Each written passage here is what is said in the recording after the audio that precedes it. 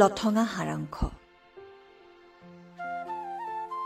কচুৱনিৰ আন্ধাৰ খেদি খেদি গছবোৰ পোহৰ হয়, গছবোৰ ওখ হয় আৰু মনবোৰো। গছে মনত নাৰাখে কিমান পাত সৰিলে, কিমান পাত হাৰিলে।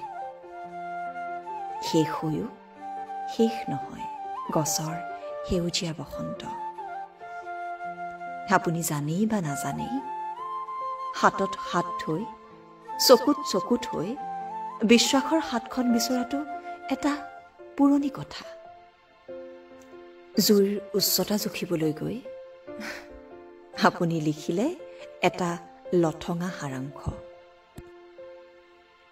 দুৱাৰত ডাং, গেটত তলা, আপুনি নেদেখিলে বেৰৰ পৰা বিচ্ছিন্ন হৈ পৰা এটা পজা।